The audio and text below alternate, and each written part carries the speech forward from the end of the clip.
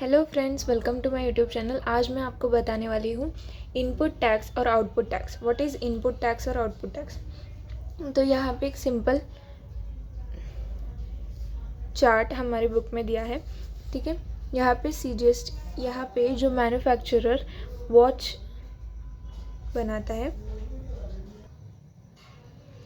तो ये watch wholesaler ने खरीदी। होलसेलर इसे 200 रुपीज़ दे के होलसेलर ने वॉच खरीदी, ठीक है। तो 200 का GST कितना होगा? 12% GST है, तो 12% ऑफ 200 24 रुपीज़ होता है, ठीक है। तो 24 रुपीज़ GST होलसेलर ने मैन्युफैक्चरर को दी। तो ये 24 रुपीज़ GST मैन्युफैक्चरर गवर्नमेंट को पे करेगा, ठीक है। अब होलसेलर जब वो वॉच रिटेलर को सेल करता है, तो तब रिटेलर ने 300 से खरीदी है वॉच, तो 300 रुपीज़ ली वो होलसेलर ने। तो होलसेलर 300 रुपीज़ का GST कितना होगा? 12% GST है, तो 12% ऑफ 300 36 रुपीज़ होगा। और ये 36 रुपीज़ होलसेलर ने रिटेलर से ले ली, ठीक है। इसने पे की थी GST 24 रुपीज़ और इसने रिटेलर से 36 रुपीज़ ली। तो वो होलसेलर क्या करेगा, ये 36 में से जो GST उसने पे की 24 रुपीज़ वो लेकर बाकी के 12 रुपीज़ गवर्नमेंट को देगा, ठीक है।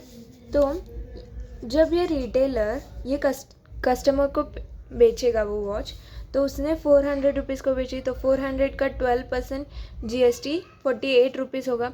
और ये जब 48 रुपीज़ से ये बेचेगा, तो इसने ऑलरेडी 36 रुपीज़ GST पे किया है, तो ये 48 में से 36 माइनस करके 12 रुपीज़ GST देगा। मीन्स जो होलसेलर खरीदते समय GST पे करता है, तो वो होगा हमारा इनपुट क्रेडिट, और जो बेचते समय जो GST लेता है वो होगा आउटपुट। और जो GST पेएबल होता है, जो GST हम देते हैं, तो वो इन आउटपुट माइनस इनपुट, मीन्स 36 जो उसने पे की वो output credit minus input credit जो इसने खरीदते समय GST दी, तो वो, ठीक है। तो GST पेएबल, हम जो भी गवर्नमेंट को GST पे करते हैं वो कितना होगा? आउटपुट। आउटपुट मीन्स जो उसने बेचते समय ली, कलेक्ट की, 36 रुपीज़ ली थी, माइनस इनपुट क्रेडिट जो मैन्युफैक्चरर से खरीदते समय ली थी वो है 24 रुपीज़। तो 36 माइनस 24 करेंगे तो GST जो हम गवर्नमेंट को पे करते हैं वो होगा 12 rupees, okay.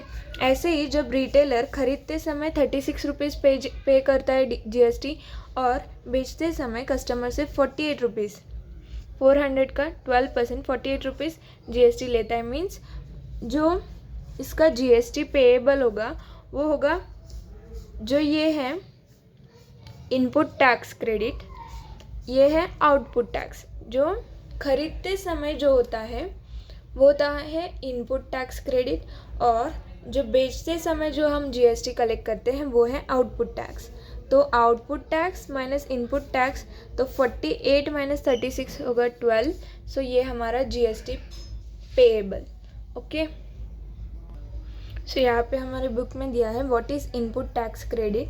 GST is levied and collected at every stage of trading। Means जब हम मैन्युफैक्चरर से होलसेलर के बेचते हैं, तो होलसेलर से रिटेलर को और रिटेलर से कस्टमर को, तो each stage of trading means जब हम मैन्युफैक्चरर से होलसेलर को जाते हैं तो तब भी GST पे होता है। Means each stages of trading पे GST कलेक्ट किया जाता है। तो when trader page GST at the time of purchase, it is called input tax. Means जब खरीदते समय होलसेलर ने जैसे कि 200 रुपीज़ में खरीदते समय 24 रुपीज़ GST पे किया था, तो वो है input tax. And he collects GST at the time of sale which is called output tax.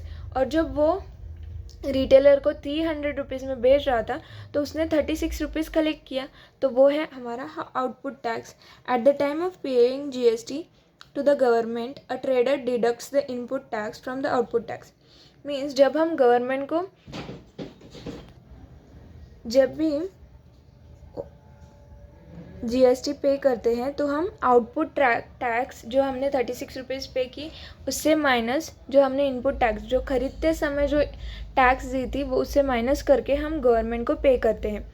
तो this deduction of input tax is called input tax credit. हमने 36 रुपीज़ रिटेलर से लिए तो हम 36 के 36 गवर्नमेंट को नहीं देते, तो उसमें डिडक्शन करते हैं जो हमने ऑलरेडी मैन्युफैक्चरर को 24 रुपीज़ पे की थी वो उसमें से डिडक्शन करते हैं, तो उसे कहते हैं input tax credit. Okay, so GST payable जो हम गवर्नमेंट को जीएसटी पे करते हैं तो वो कैसे निकालते हैं, input GST payable is equal to output tax minus input tax. So इसी फॉर्मूला को यूज़ करके हमें प्रैक्टिस सेट 4.2 सॉल्व करना है। अगर आपको समझ में आया इनपुट टैक्स और आउटपुट टैक्स क्या होता है, please like the video and like share and subscribe. Thank you.